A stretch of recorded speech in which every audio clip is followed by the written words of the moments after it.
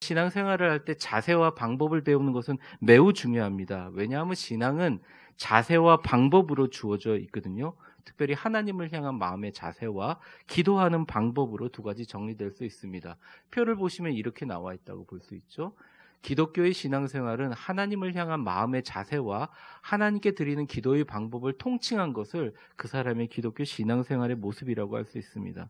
그러므로 신앙이든 운동이든 음악이든 좋은 선생한테 배우는 것은 되게 중요합니다.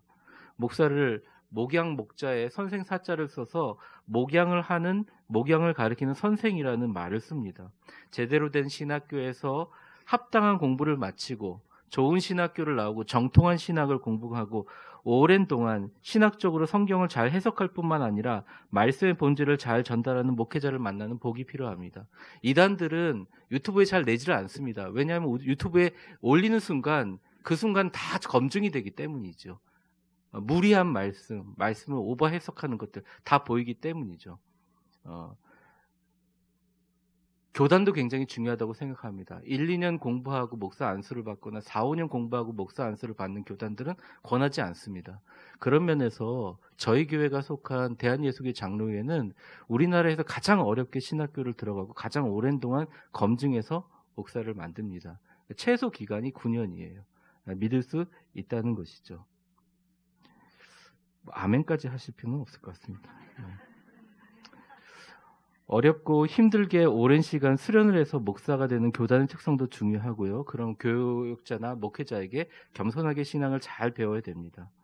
요즘에는 많은 목회자의 설교가 그 교회에 가지 않아도 오픈되어 있고 공개되어 있기 때문에 굳이 그 교회가 자랑하지 않더라도 현명한 교인들은 더 잘 알아보고 더 좋은 교회, 더 목회자들을 찾아다닙니다. 근데 이렇게 찾아다니다 보니까 경쟁식으로 돼서 목회 환경은 그다지 좋지 않습니다.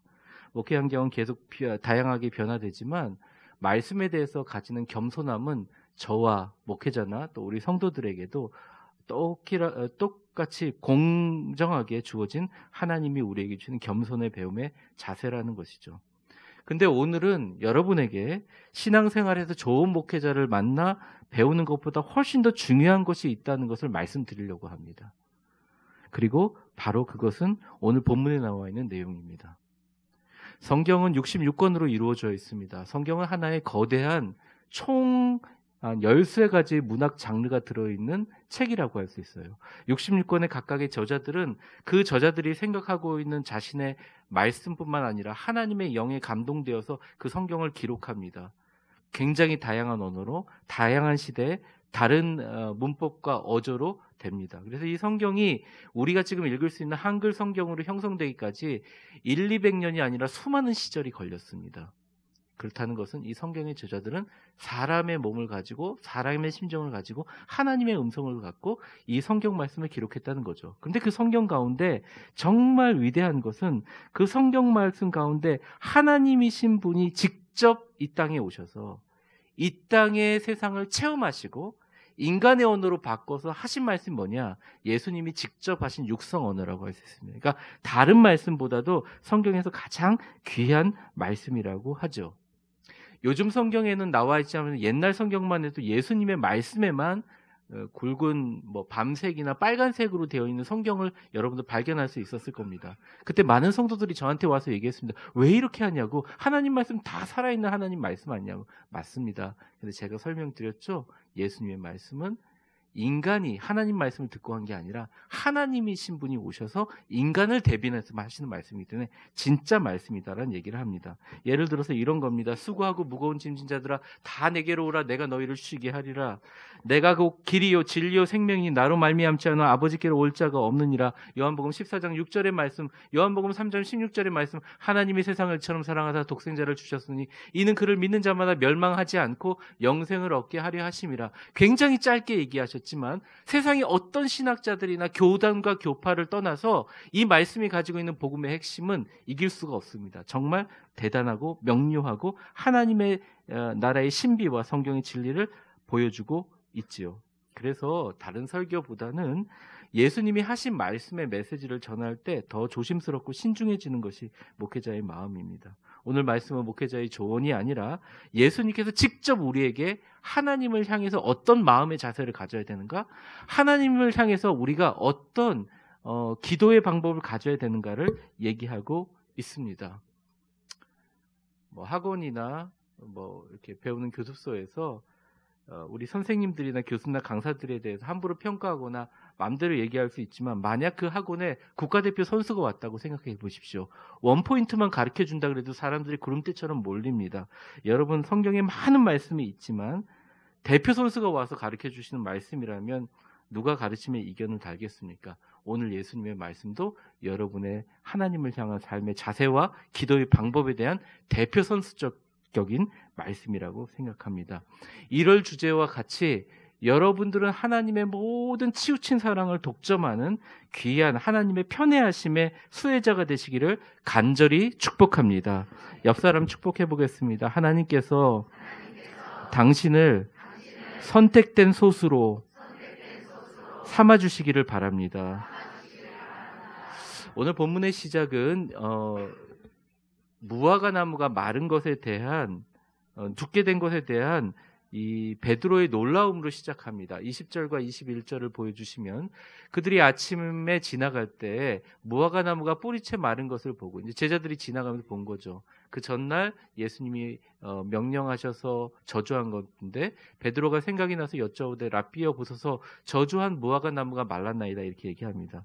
이 무화과 나무는 그냥 무화과 나무만 상징하는 것이 아니라 AD 70년에 예수님이 오셨음에도 믿지 않고, 예수님이 회개하라 천국이 가까웠느니라 했는데도 믿지 않고, 그 예수를 못 박아 죽인 종교 지도자들과 유대인들과 예수를 못 박으라고 외쳤던 그 사람들, 이스라엘이 완전히 멸망하여 AD 70년에 돌 하나 남지 않고 성전이 완전히 회파된 상황들을 얘기하며 비유한 내용입니다. 그때 베드로 놀랐습니다. 예수님 말씀대로 이렇게 말랐군요, 얘기를 했는데 22절에 이거의 그 논리와 달리 조금 어긋난 듯이 예수님께서 갑자기 얘기하시는 내용이 나와 있습니다. 22절 같이 한번 읽어보겠습니다. 시작. 예수께서 그들에게 대답하여 이르시되 하나님을 믿으라. 그냥 하나님을 믿으라라고 얘기합니다. 예수님 말씀대로 무화과 나무가 병들었고 죽었다 그러니까 하나님을 믿으라라고 얘기합니다. 예수님이 뜬금없이 이렇게 말씀을 던질 때가 있어요. 그런데 마가복음에 오면 제자들은 거의 이해를 못합니다. 떡이 필요하다 그러니까 막 상점에 가서 떡을 사오거나 그러고요. 내가 생명의 떡이다 그러면 무슨 말씀이냐. 내가 그 길이요 진리요 생명이다 그러면 하나님 어디로 가십니까? 이 정말 이렇게 잘 맞지 않는 그런. 그래서 예수님께서 하나님을 믿을 때 구체적으로 어떻게 믿어야 되는 마음의 자세가 있는지를 23절에 비유를 하십니다. 그러니까 그냥 간단하게 명령이 문장으로 안 하시고 이러이러할 때 이렇게 해라라고 얘기하십니다. 23절 같이 볼까요? 시작. 내가 진실로 너희에게 이르노니 누구든지 이 산더러 들리어 바다에 던져지라 하며 그 말하는 것이 이루어질 줄 믿고 마음에 의심하지 아니하면, 되게 길게 얘기하시죠. 근데 여기서 핵심은 뭐냐면 이 산더러 들리어 바다에 던져지라게 핵심이 아닙니다. 여기 핵심은 뭐냐면 이 산더러 바다에 던져지라 라고 하는 정말 황당하고 말도 안 되는 것을, 그 말하는 것이 이루어질 줄 알고 마음에 의심하지 않으면 그대로 될 것이다라는 마음의 자세인 거죠. 너 지금 무화과 나무 죽는 거 보고 놀랐지? 저기도 나무가 있지만요, 가짜 나무고 여기 진짜 나무고, 무화과 나무가 말라 죽는 거 보면서 놀랐지? 근데 너 한번 생각해봐. 돌이켜보면 내가 풍랑을 잠잠시켰을 때 너 없었니? 있었잖아. 내가 죽은 나사로 살릴 때 너 있었잖아. 물고기 2마리와 떡 5개를 가지고 사람들 5,000명을 먹일 때 너 있었잖아. 주여 나도 바다를 걷겠습니다. 잠깐이라도 믿음이 있을 때 걸었잖아. 그 수많은 것이 있을 때 마치 안 믿는 것처럼 왜 놀라고 있냐. 믿는 사람들이 하나님께 믿는 자의 태도는 뭐냐면, 산이라는 것 자체가 무슨 이렇게 건물입니까? 근데 팍 뽑혀가지고 바다로 슝 던진다고 하는 말을 그대로 이루어질 줄 알고 믿으면 그게 그대로 되는 것이다. 이런 자세를 가지고 믿으라라고 얘기를 하는 거예요. 베드로야, 넌 아직 믿음이 부족하다. 이런 자세가 너에게 너무 중요하다. 한번 제가 읽어보겠습니다. 그 말하는 것이 이루어질 줄 믿고 마음에 의심하지 아니하면. 네, 우리 한 번만 더 같이 해볼까요?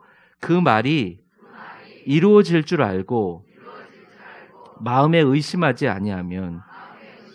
그러니까 그 말이 중요한 겁니까? 아니면 의심하지 않는 마음이 중요한 겁니까?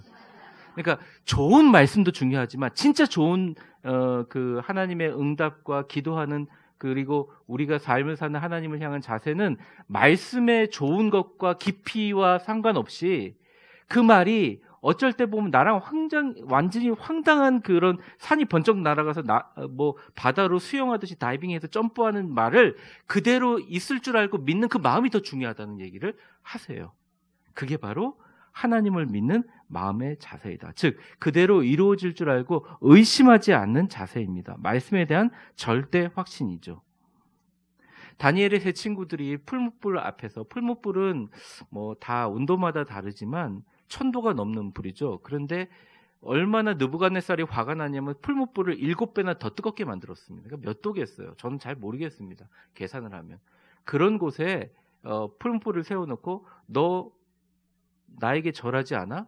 그러면 집어넣을 거야 했는데 다니엘의 세 친구가 이렇게 대답을 했어요. 다니엘서 3장 17절 말씀인데 화면을 한번 보세요. 제가 읽어보겠습니다. 왕이여, 우리가 섬기는 하나님이 계시다면 우리를 맹렬히 타는 풀무불 가운데에서도 능히 건져내시겠고 왕의 당신의 손에서도 건져내시리이다. 앞으로 일어날 미래에 대해서 얘기하지만 너무나 확신하면서 얘기하는 거죠. 절대 확신을 갖고 얘기하는 거예요. 불에 닿으면 화상을 입죠. 쇠를 녹이는 풀무불을, 그리고 불에다 새 친구를 잡아서 집어넣는 사람까지도 타 죽게 만드는 그 불을 얼마나 무섭겠습니까? 그런데 절대 확신으로 하나님 앞에 이런 고백을 합니다. 사람에게 한 것이 아니죠. 이 태도는 느부갓네살 왕에게 한 것이 아닙니다. 하나님 앞에 이런 고백을 하는 거죠. 자세가 완전 다른 거 아닙니까?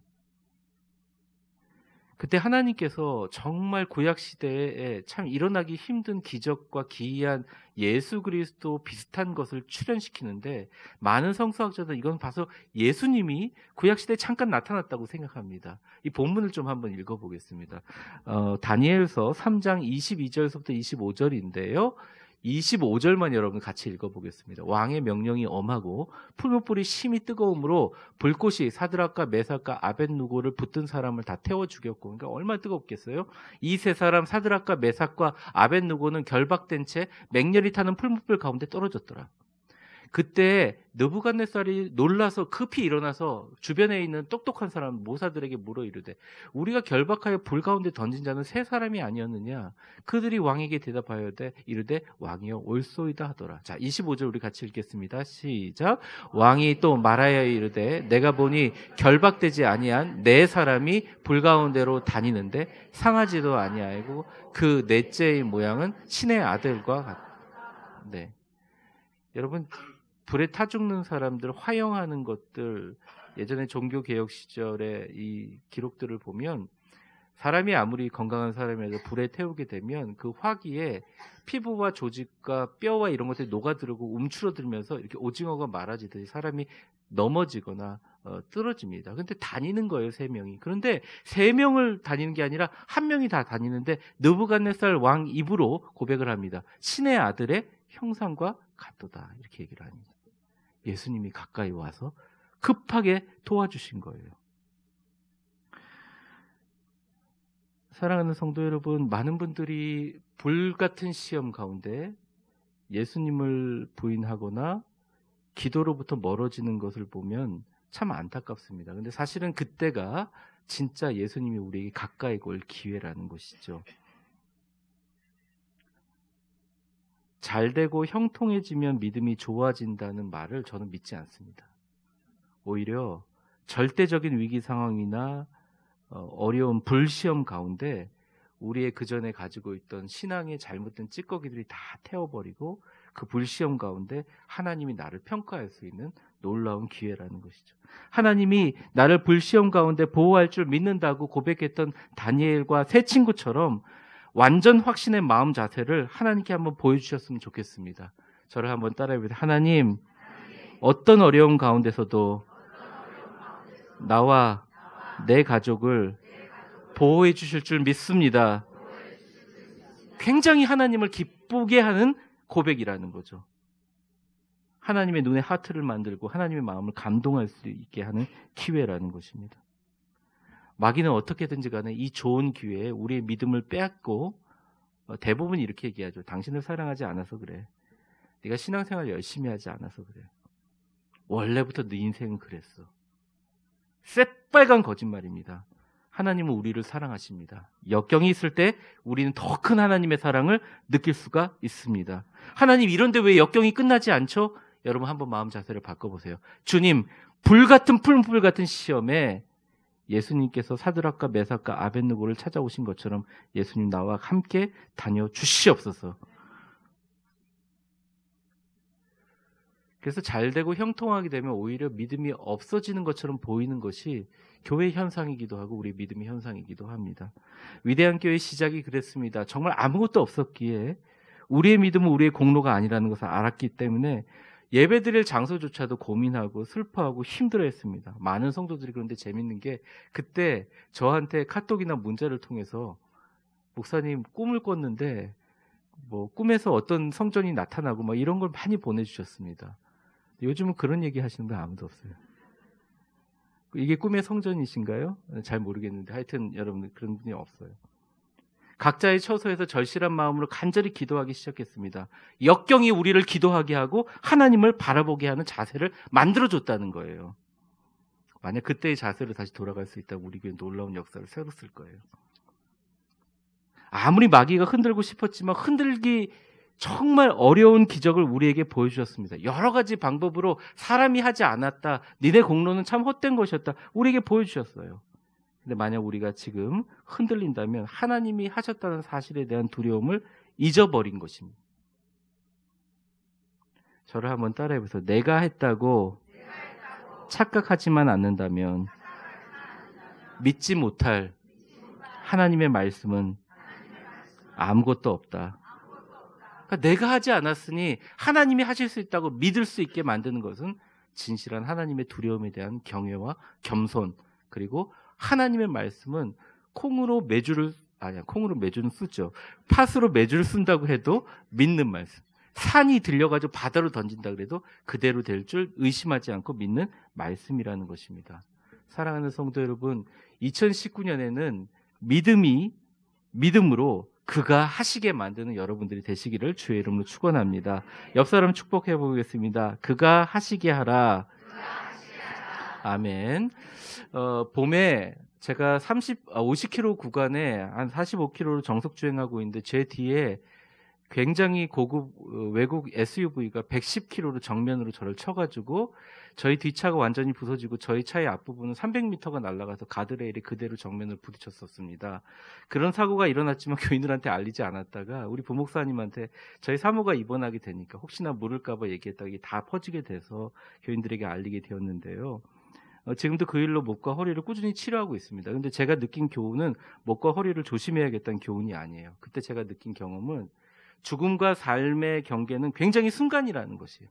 굉장히 영혼을 사는 것 같이 살지만 정말 젊거나 나이 들거나 너무나 순간에 무슨 일이 일어난다. 제가 무슨 기도하고 하나님 나를 받아주시옵소서 예수 인도하셨는데 기도하고 갈 시간이 없는 거죠.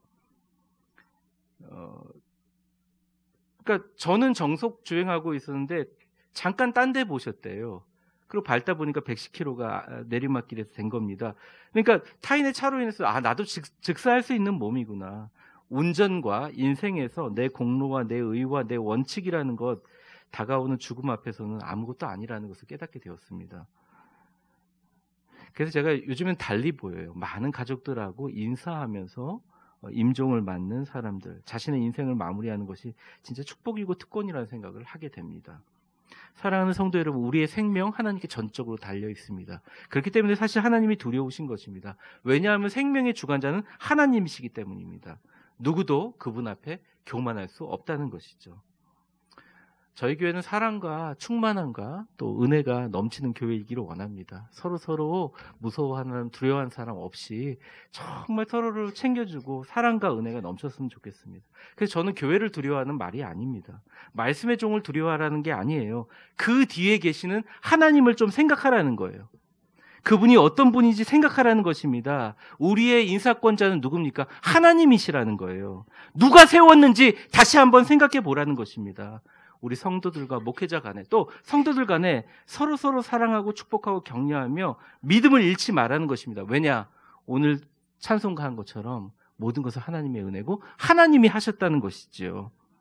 예수님이 이 부분을 마태복음 10장 28절에 명확하게 우리가 두려워해야 될 것의 대상을 얘기하십니다. 몸은 죽여도 영혼을 능히 죽이지 못하는 자들을 두려워하지 말고 오직 몸과 영혼을 능히 지옥에 멸하실 수 있는 이를 두려워하라, 이렇게 얘기를 합니다. 다니엘의 세 친구들은 정확하게 알았습니다.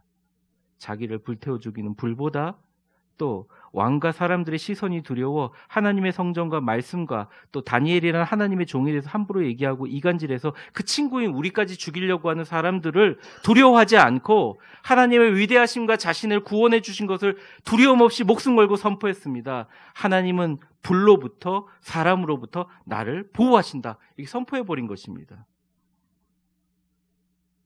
저와 가족과 우리 교회와 나라와 그 모든 것들 여러분들을 보호하시고 지키실 줄 믿습니다. 한번 옆에 있는 분들에게 웃으면서 한번 축복해 보세요. 정말 새해의 축복입니다. 당신의 가족과 교회와 인생을 주님이 지켜주실 줄 믿습니다.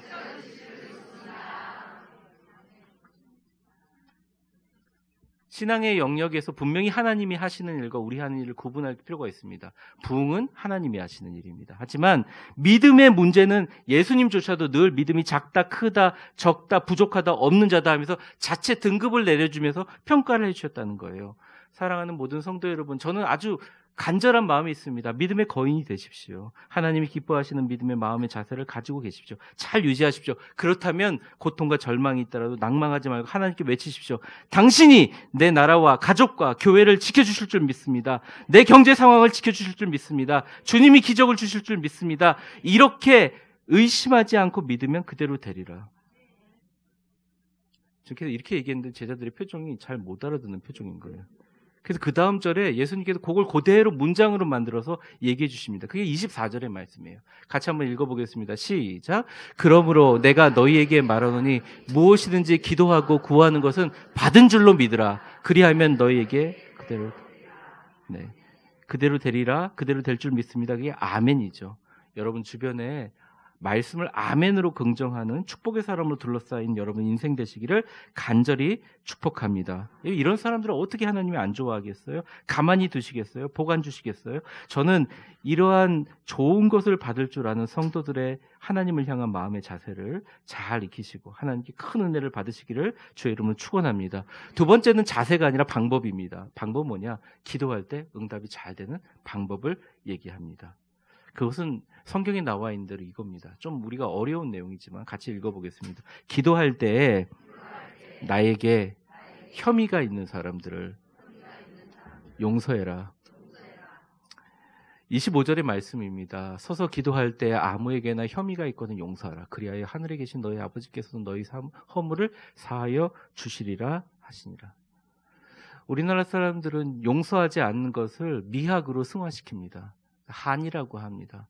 이렇게 수건을 들고 이렇게 춤추면서 한이라고 하기도 하고 하늘 아름답게 얘기합니다. 새들이 운다고 얘기하죠. 구슬피 짖는다고 하죠. 피를 토한다고 하죠. 사실 새들은 노래하는 거죠. 네. 우리에게는 그것이 굉장히 잘 수용되고 그것에 대해서 인정하는 그 마음들이 있습니다. 그래서 사실은 우리 한국 사람들에게는 용서라는 것이 좀 어떻게 보면 쉽지 않습니다. 저 자신도 사실 그렇습니다.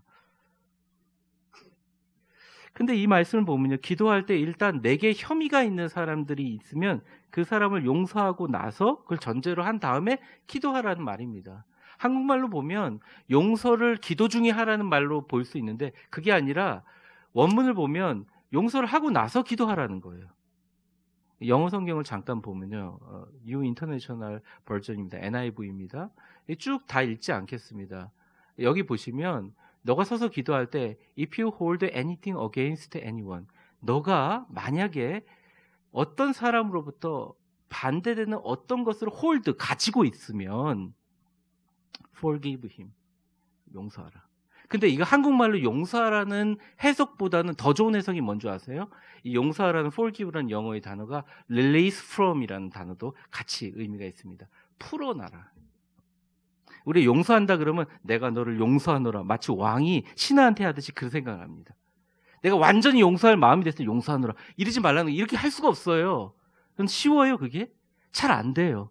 그러니까 어떻게 보면 이 헬라어 원어를 보면 release from, 놔라, hold, 이것을 이렇게 if you hold anything for anyone, 어떤 사람에게 어떤 걸리는 것들, against 되는 것을 가지고 있지 말고 이거를 놔라. 그러면 so that your Father in heaven may forgive your sin. 그러니까 그렇다면 하늘에 계신 너희 아버지께서 그래야 너 자신도 용서해주고 너의 죄악도 용서해 주신다라고 얘기한다는 것입니다. 제가 말씀드린 것처럼 우리의 한국말이 용서하라는 뜻보다 release from, 풀어주라, 해제시켜라, 네 마음의 규제가 꽉 돼 있는 것을 놓아주라 얘기하고 계십니다. 예수님은 아주 분명하게 우리가 기도할 때 방법에 네가 용서를 해야 너희에게 좋은 것이 생기는 이유를 정확하게 얘기하고 있어요. 우리가 행한 잘못을 용서받으려면, 그러니까 예를 들어서 누가 나에게 잘못을 했어요. 그것을 풀어놔야 하나님께서 우리의 죄와 잘못을 대신 용서해 주시니까 그게 더 이익이기 때문에 좋은 일이 생긴다는 의미입니다. 쉽지 않죠. 그래서 용서는 그 사람을 위해서 하는 게 절대 아닙니다. 나에게 좋은 일이 일어나기 위해서 풀어놓는 거예요. 자꾸 매인 것을 풀어놓는 거예요. 나를 핍박하고 나에게 대해서 비난하고 공격하고 나쁜 말 하는 사람에게 집중하거나 신경 써서 against, hold하고 있지 말고 release from, 그냥 놓으라는 거예요. 그들의 미움과 관심으로부터 놓아버려야 된다는 거죠. 거기 신경 쓰지 말라는 거죠. 그래야 기도가 잘 되고 그 풀어놓은 것처럼 내가 가지고 있는 무서운 죄도 하나님께 풀어주셔서 그게 더 훨씬 더 이익이라는 것입니다. 개인적으로 당한 상처는 굉장히 개인적입니다. 예를 들어 어떤 분이 왔는데, 교회 왔는데 너무 옷을 예쁘게 입으셨어요. 오늘 옷 너무 예쁘게 입으셨네요. 그러니까 그 사람이 상처를 받았습니다. 오늘 옷 그지같이 입었는데 나한테 예쁘게 입었다 그런다고. 어떤 분이 왔는데 얼굴이 너무 안 좋아 보여요. 아유, 오늘 얼굴이 너무 푸석푸석하고 안 좋네요. 이게 오늘 일주일 동안 가장 좋은 얼굴인데 나를 저주한다 이렇게 생각할 수도 있다는 것입니다. 세상에 제일 무서운 사람들이 열등감을 가진 사람들이죠. 교만과 열등함은 그래서 동의어라고 할 수가 있습니다. 용서하는 것과 용서받지 못하는 것을 개인적으로 해석한다면 이 말씀에 힘이 없어요. 그런데 이 말씀을 하나님의 관점에서 모두 다 죄인인 우리를 볼 때 하나님의 관점에서 그냥 풀어. 그러면 내가 너 죄도 용서해 줄게. 그게 바로 기도응답 받는 비결이야. 주님께서는 말씀하고 계신다는 겁니다. 부모에게 미움이 있다면 부모가 예전에 나를 상처 준 것에 대한 혐의가 있을 겁니다. 자식들에게 상처를 받았다면, 용서하지 못한다면 자녀가 나를 아프게 한 혐의가 있을 겁니다. 부부 사이에도, 성도들 사이에도, 때로는 성도들과 목회자 사이에도 마찬가지입니다. 근데 그걸 가지고 홀드한 상태로 기도하면 하나님께서 우리의 용서되지 못한, 우리도 죄악이 있잖아요. 죄악과 잘못을 전제로 하고 우리의 기도를 들으시기 때문에 기도응답이 잘 안 된다는 거예요. 하늘에서 풀려야 될 게 잘 풀리지 않는다는 겁니다. 그러므로 좋은 것을 받을 줄 아는 사람의 기도의 방법은 특별해야 되는데, 일단 매일매일 털어야 돼요. 매일매일 털어야 돼요. 그리고 기도하면 하나님께서 우리 죄를 용서하시는 큰 영적 기적과 함께 놀라운 위대한 기적이 일어난다는 것입니다. 그것을 명확하게 나타내는 두 구절이 있는데 하나는 예수님이 기도할 때 말하게 해주신 방법이에요. 마태복음 6장 12절 말씀 주기도문이에요. 같이 한번 읽어보겠습니다. 시작. 우리가 우리에게 죄 지은 자를 사하여 준 것 같이 우리 죄를 사하여 주옵시고. 그러니까 우리가 남에게 용서해 준 거랑 그만큼의 분량으로 우리에게 용서해 달라고 기도하는 게 니네들이 하나님께 기도하는 제대로 된 방법이다 하면서 제자들에게 예수님께서 말씀해 주셨다는 거예요. 무슨 법칙인지 보이시지요? 그들을 위해서 용서하는 게 아니라 나의 축복과 삶의 형통의 길을 위해서 용서하는 것입니다. 제가 말씀드렸잖아요. 이 용서하다는 개념이 한국말로 해석하면 되게 어렵습니다. 그런데 영어로 해석하면 릴리스 프롬, 경보를 해제하는 것입니다. 규제를 풀어주는 것입니다. 주님께 맡기는 것입니다. 그때 기도의 응답이 시작되는 거예요. 내 죄를 풀면서 자신의 축복을 준비하게 되신 하늘의 문도 같이 풀어버린다는 거죠. 쉽게 얘기할까요? 좋은 배우자를 만나고 싶습니까? 예전에 헤어진 남친 생각하면 안 된다는 거예요. 이렇게 하니까 이해가 되시는군요. 나에게 상처 준 남친이나 여친에게 매여 있지 말라는, 그래야 좋은 남자를, 좋은 여자를 만날 수 있다는 것입니다. 그 기도가, 그 아멘까지 하시면 좀 이상합니다. 네. 넘어진 사업에 하나님의 축복이 임하시기를 원하십니까? 기도할 때 나한테 이전에 사기쳤던 사회나 사업체들을 이제 마음속으로 놓아주라는 겁니다. 붙들지 말라는 거예요. 번개를 치세요. 기도해봐야 번개가 안 칩니다. 어쩌면 우리한테 번개가 올지도 몰라요. 건강하시기를 원하십니까? 이전에 아팠던 상처 부위에 자꾸 집중하지 마세요. 생각 안 하면 잘 안 아픕니다. 나를 아프게 했던 원인들을 놓아버리라는 것입니다. 특별히 나에게 상처 준 사람들을 놓아버리지 못하면 나도 모르게 정말 큰일이 일어납니다. 내 주변에 있는 나를 사랑하는 가족들과 선량한 내 친구들에게 상처를 그대로 전염시킨다는 거예요. 별것도 아닌 것에 화를 내고 예민해진다는 것입니다. 영적으로도 신앙생활도 마찬가지입니다. 이 가운데 누구나 마음속에 갈고리 하나 품고 살지 않는 사람 어디 있습니까? 그 칼 꺼내면 세상이 벌벌 떨처럼 무서운 칼 마음속에 가지고 있지 않는 사람이 어디 있어요? 여러분 다 무서워요. 저는 개인적으로. 웃지 마세요. 더 무서워요. 네. 다 있죠. 무섭죠. 생명을 걸죠. 그런데 기도할 때마다 그게 마음에 걸려서 하나님 앞에 가지 못하면 그것들의 경보를 무시하고 해제해버려라. 그냥 놓아버려라. 그래야 복이 흘러 들어온다. 아무에게나 혐의가 있거든 용서하라. 그리하여 하늘에 계신 너희 아버지께서도 너희 허물을 사하여 주시리라. 우리의 건강도 물질도 우리에게 주시는 모든 축복도 매일 저녁 십자가 앞에 가서 나의 용서하지 못하는 마음을 가져다 놓는 게 쉽지 않지만 용서하면 하나님께서 나의 죄를 용서해 주시고 나에게 더 좋은 것을 가져다 주는 가장 지혜로운 기도의 방법이 그거라는 것입니다. 땅에 맨 것을 풀어야 하늘에 맨 것이 풀린다는 것입니다. 내려놓아야 풀리기 시작한다는 것입니다. 자꾸 못 알아들으니까 마태복음 18장 18절에 예수님께서 정확하게 이렇게 얘기하셨습니다. 같이 한번 읽어보겠습니다. 진실로 너희에게 이르노니 무엇이든지 너희가 땅에서 매면 하늘에서도 매일 것이요 무엇이든지 땅에서 풀면 아멘. 저는 저희 목회 인생 가운데 가장 행복한 시간을 살고 있습니다. 여러분들 때문이기도 합니다. 기쁘고 감사합니다. 여러분들도 행복했으면 좋겠습니다. 말씀을 정리하겠습니다. 예수님의 말씀은 성경에서 가장 귀한 말씀이고 우리가 버리거나 해석할 수 있는 말씀이 아닙니다. 예수님은 신앙의 마음의 자세와 기도의 방법을 말씀해 주셨어요. 첫 번째는 내가 아무리 믿겨지지 않는 하나님의 말씀이라도 산이 번쩍 들어가지고 바다로 던지는 황당한 말씀, 팥으로 메주를 쓴다는 말씀이라도 그 말씀이 이루어질 줄 알고 의심하지 않는 믿음의 마음의 자세, 두려움의 자세, 하나님을 경외하는 자세. 두 번째 방법은 무슨 기도를 하든지 일단 용서로 릴리스 프롬 놓아놔야 하나님께서 나에게 용서된 축복을, 나를 용서된 축복을 전제로 좋은 일이 이루어진다는 것입니다. 여러분 내일부터 흩어진 가족들을 만나는 즐거운 구정 명절입니다. 새해 복 많이 받으시기 바랍니다. 무엇보다 가족 간의 그 만남이 믿음이 되고 용서가 되시기를 주의 이름으로 축복합니다. 옆에 나가면서 우리 설교 마치면서 많은 사람도 같이 인사했으면 좋겠어요. 새해에는 당신이 복의 주인공이 돼. 새해 복 많이 받으세요. 얘기했으면 좋겠습니다. 부디 좋은 것을 많이, 하나님의 복을 많이 받을 수 있는 성도의 믿음의 삶의 자세와 용서의 기도의 방법으로 새해에는 놀라운 복이 되시기를 주의 이름으로 축원합니다.